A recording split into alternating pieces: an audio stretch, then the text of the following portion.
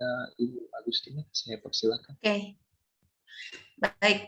Baik, terima kasih Pak Aldi. Bismillahirrahmanirrahim. Assalamualaikum warahmatullahi wabarakatuh. Waalaikumsalam. Selamat pagi, salam sejahtera untuk kita sekalian. Yang kami hormati Bapak Rahmat Gunawan Winter SPI, MSI, dan Pak Mentor Bapak Dr. Rustam Mangga yang pada pagi hari ini bersedia mendampingi Saudara Dr. Supriyadi. Baik, kita langsung saja memanfaatkan waktu. Pak Dr. Supriyadi siap? Ya, siap, insya Allah. Ya, baik. Kalau Pak Dr. Supriyadi sudah siap, saya persilakan waktu dan tempat. Silakan. Ya, izin share screen.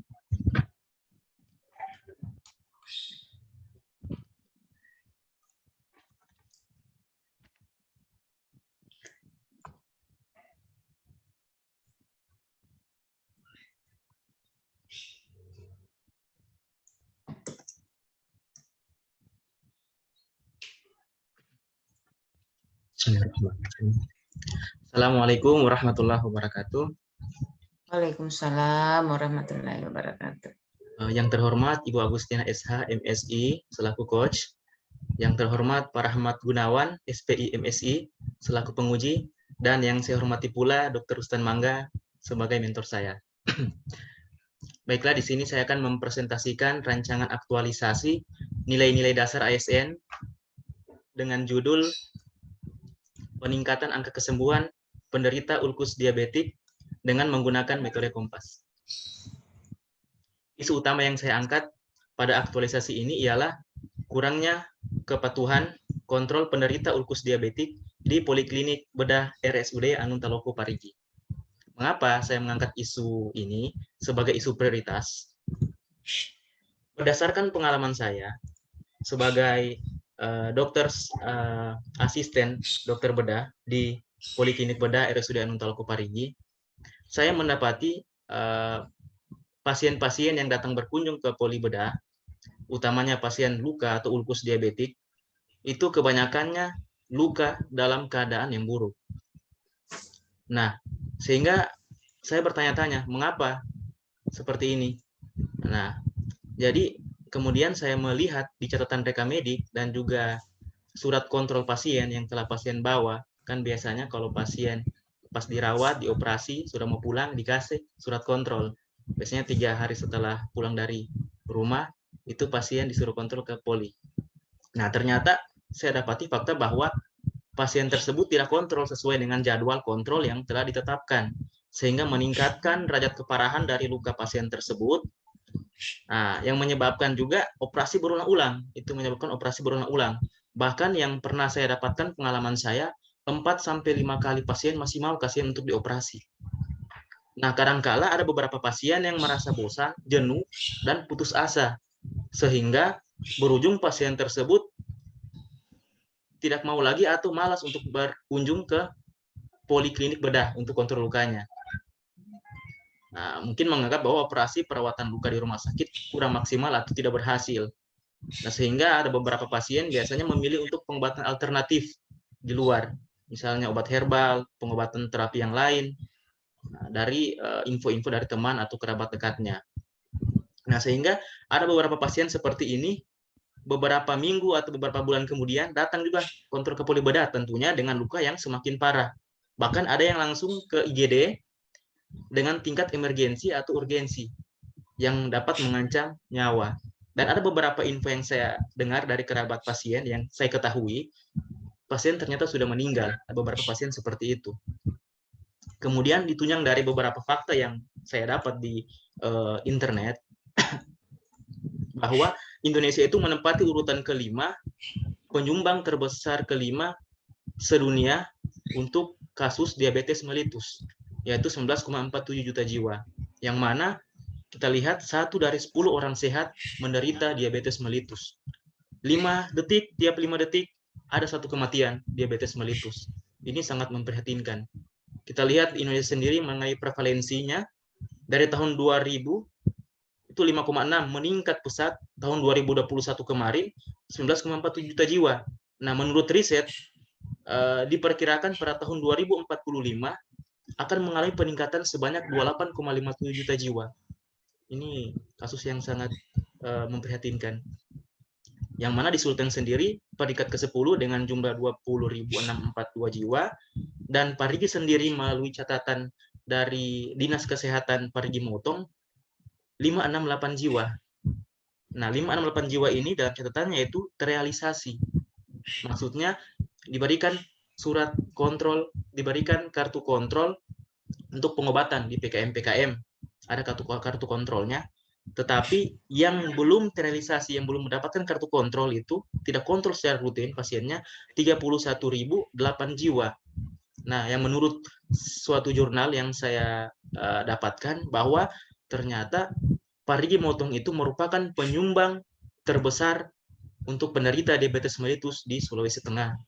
Nah, oleh karena itu dari faktor-faktor ini makanya saya mengambil isu yaitu kurangnya kepatuhan kontrol penderita diabetes mellitus di RSUD Anuntaloko Parigi, yaitu di Poliklinik Bedah. Nah, apa dampaknya jika ini tidak diselesaikan?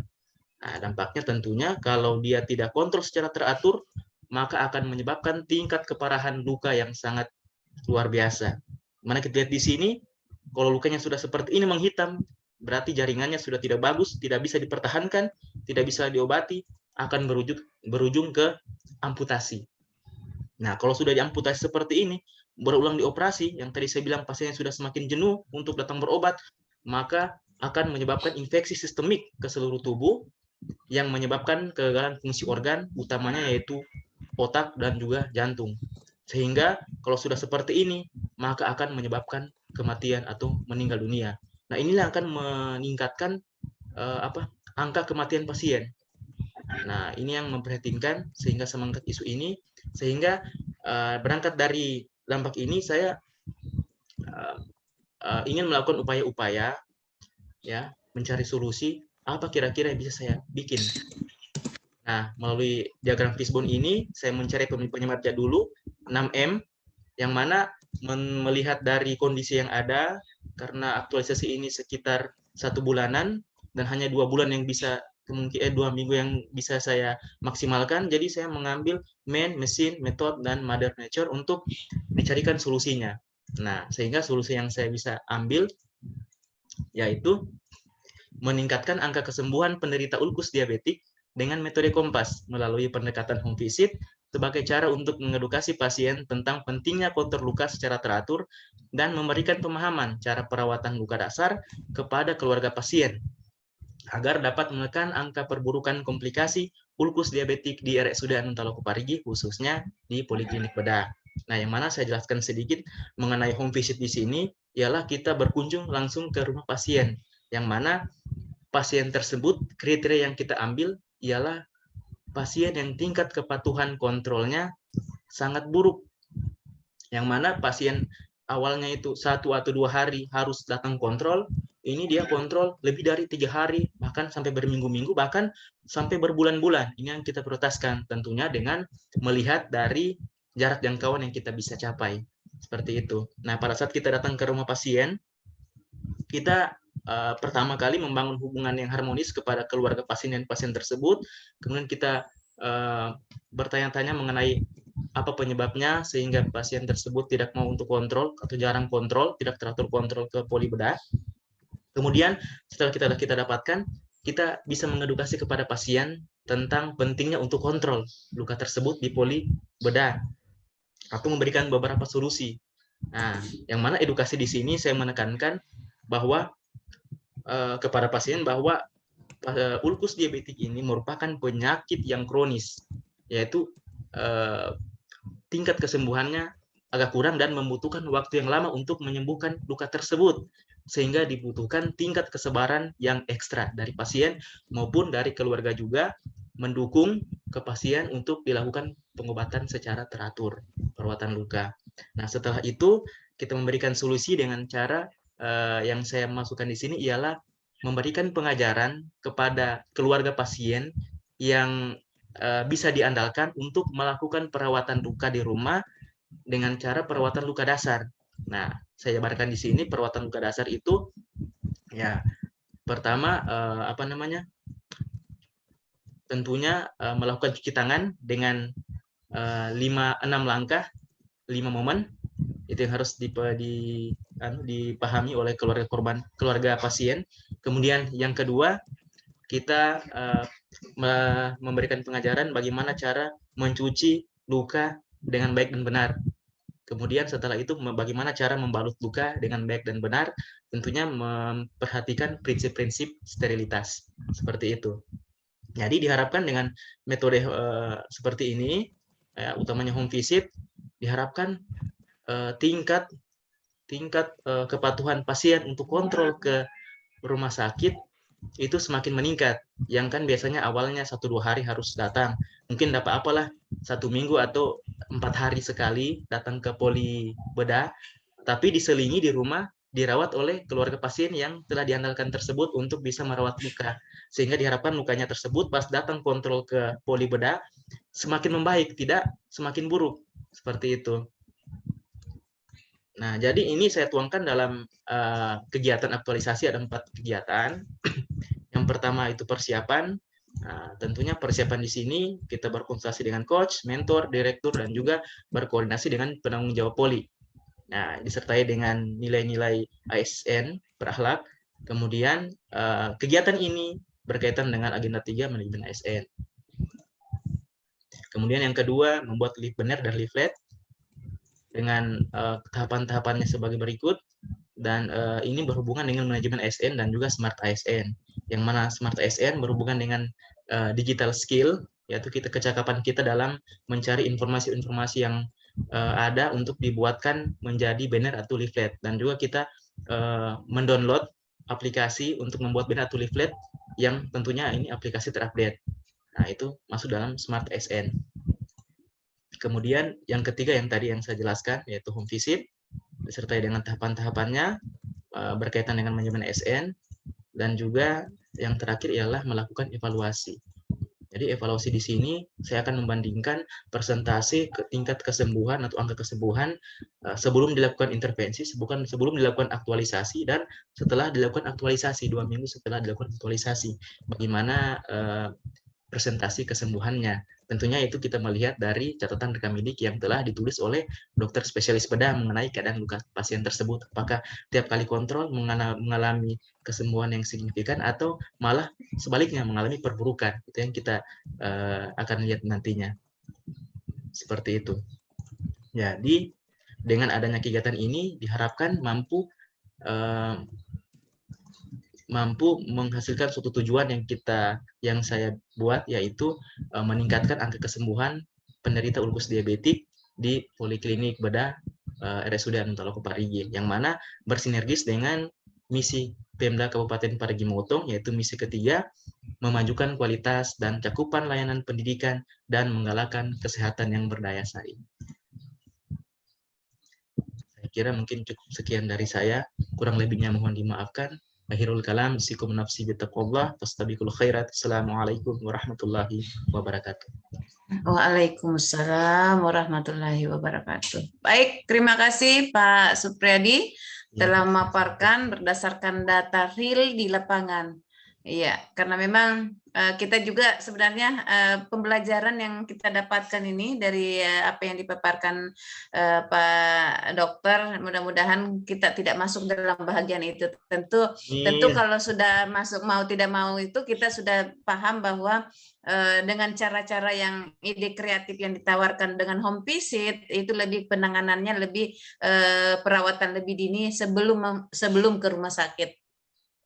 Baik, terima kasih Pak Dr. Supriyadi yang insya Allah akan menjadi ASN yang betul-betul siap memberikan pelayanan kepada masyarakat.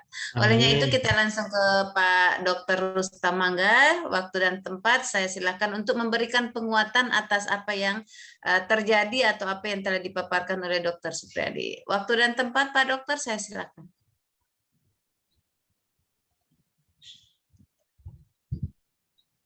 Di-unmute dulu, mute dia. Ya, terima kasih Bu. Assalamualaikum warahmatullahi wabarakatuh. Waalaikumsalam warahmatullahi wabarakatuh. Yang kami hormati Pak Rahmat Gunawan, Ibu Agustina, Pak Ardi, dan yang kami banggakan adik kami Dr. Supriyadi. Apa yang dilakukan oleh adik kami Dr. Supriyadi dalam hal aktualisasi kewajiban untuk peserta prajabatan kali ini dengan mengambil judul tentang peningkatan kepatuhan kontrol pada rawat jalan bagi pasien yang menderita ulkus diabetik.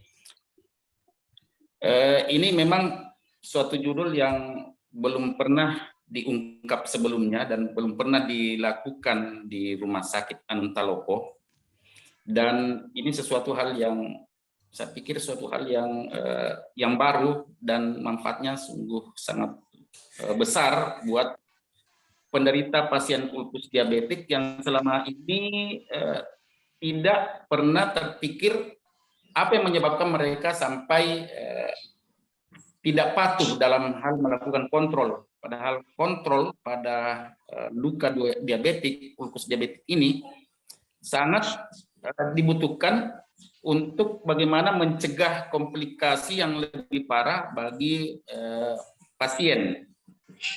Nah, dengan adanya nanti program aktualisasi yang akan nanti dilakukan di rumah sakit, khususnya nanti di poli bedah, kami harap ininya nanti sangat membantu sekali, pihak rumah sakit, manajemen rumah sakit untuk meningkatkan kualitas layanan kepada masyarakat terwujud di Parigi Motong ini. Kami selaku mentor dan selaku juga bagian daripada manajemen rumah sakit sangat mendukung kegiatan aktualisasi yang dilakukan oleh adik kami ini. Olehnya itu kami meminta kepada adik Dr. Supriyadi untuk tidak sungkan atau segan untuk melalui kami mentor yang sekaligus sebagai manajemen mungkin apa kendala yang dihadapi di lapangan nanti dalam hal penerapan aktualisasi ini, supaya kami pihak manajemen bisa membantu. Prinsipnya kami mentor sebagai sangat mendukung sekali kegiatan aktualisasi apa yang dilakukan oleh Dr. Supriyadi. Ya, demikian sementara. Ya, baik, terima kasih Pak Mentor, Pak Dr. Rustam yang sangat care, welcome untuk mendukung daripada rencana yang rencana aktualisasi yang telah dipaparkan oleh Dr. Supriyadi. Baik, kita langsung saja ke Pak Penguji. Ada dua narasumber yang bisa dijadikan sumber informasi tentang rancangan aktualisasi yang telah dipaparkan Dr. Supriyadi. Waktu dan tempat saya persilakan pada Pak Penguji. Terima kasih Bu Coach atas kesempatan yang diberikan. Pak Dr. Rustam yang saya hormati, reformer kita Dr. Supriyadi yang kita banggakan. Ya, saya langsung saja tidak berpanjang lebar. Ini dari pemaparan awal saya sudah dikagetkan dengan foto-foto luka tadi. Jadi memang agak serius ya kejadian-kejadian yang terjadi di Kabupaten Parigi Motong. Jadi kalau seperti itu, isu yang diangkat dan judul yang diangkat ini merupakan hal yang tepat.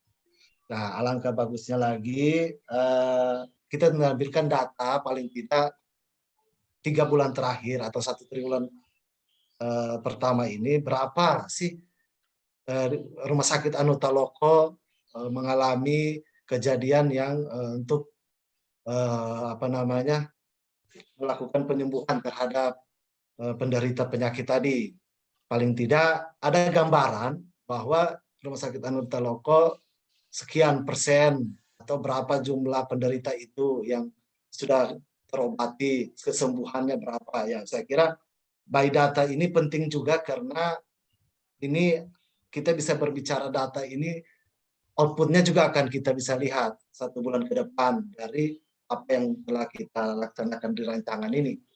Kemudian kan untuk mencetak, ini saya lihat ada tahapan kegiatan ini memajang banner, mencetak banner dan leaflet. Ya, saya kira juga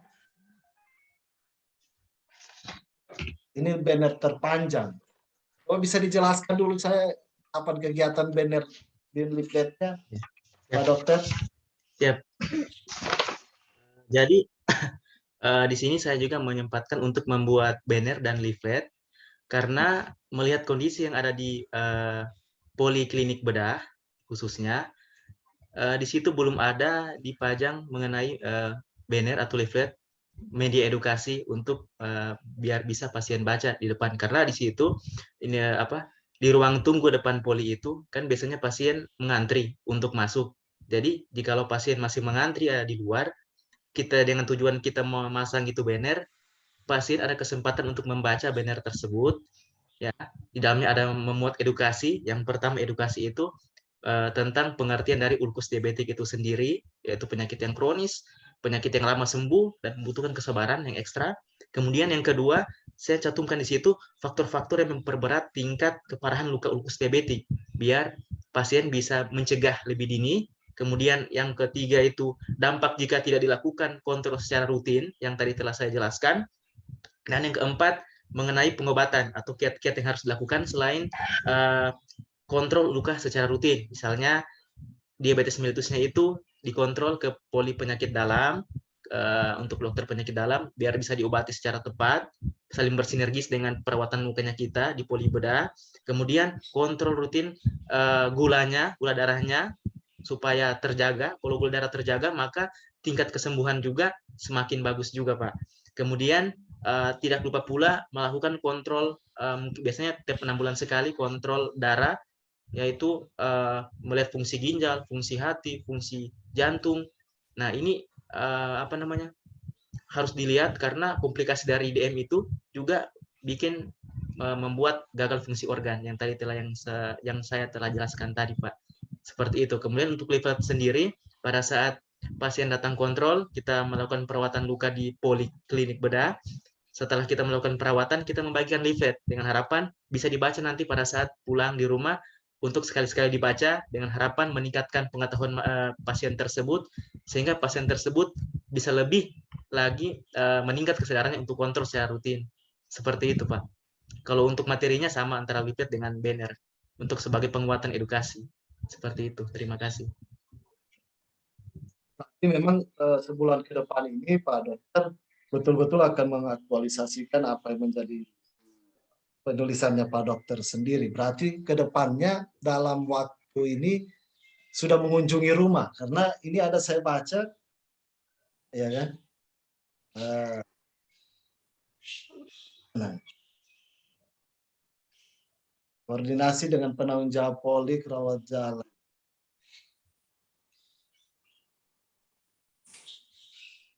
Ganti perban di rumah, maksudnya ini stafnya Pak Dokter yang ganti perbannya di rumah atau memang edukasi keluarga ini yang diberikan untuk melakukan kegiatan di rumah? Ya, penekanannya itu. Jadi maksudnya di sini, Pak, sebenarnya pada saat kita melakukan visit, ada kala baiknya saya berpikir bahwa saya memberikan contoh untuk perawatan luka di depan dari keluarga pasien, sehingga pasien tersebut selain diberikan materi untuk bagaimana cara perawatan luka dasar, bisa langsung melihat bagaimana tahapan-tahapannya untuk perawatan luka dasar yang bisa dipahami oleh keluarga pasien yang bisa diandalkan tersebut, Pak. Bagaimana cara tadi itu melakukan cuci tangan dengan baik benar, yaitu 6 langkah 5 momen. Kemudian yang kedua, bagaimana cara mencuci luka tersebut dengan air NaCl supaya bersih. Kemudian yang ketiga, bagaimana cara membalut saja, dibalut. Nah, itu kan perawatan dasar. Jadi tidak sampai melakukan nekrotomi kepada jaringan-jaringan pasien tersebut. Tentunya dalam ketiga hal ini menerapkan prinsip itu tadi sterilitas seperti itu.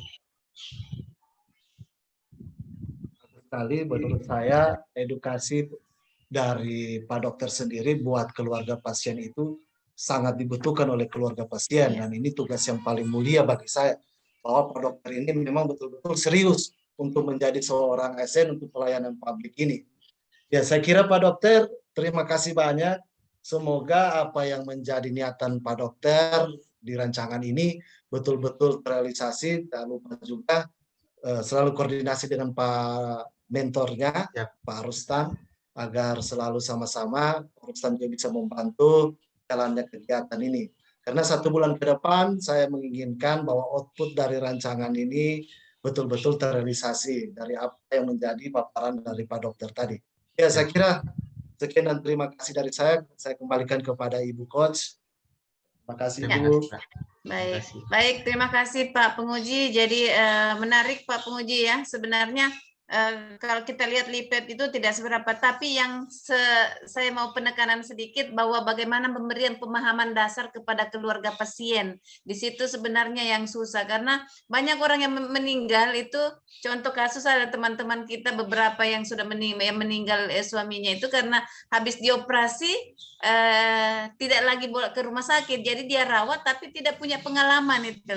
Jadi berangkat dari itu pada saat diskusi dengan dokter itu bahwa inilah yang cocoknya barangkali kita ambil ide-ide sangat praktis, tapi itu penting banget dipahami, siapapun itu penting, sehingga saya katakan pemberian home visit itu salah satu menjadi sebuah kegiatan untuk pemberian penanganan awal, penanganan dasar kepada keluarga pasien, karena kesembuhan itu 80% dari perawatan dininya sebenarnya kalau kita lihat, karena kalau mau tiap hari ke rumah sakit periksa perban itu banyak ongkosnya kan.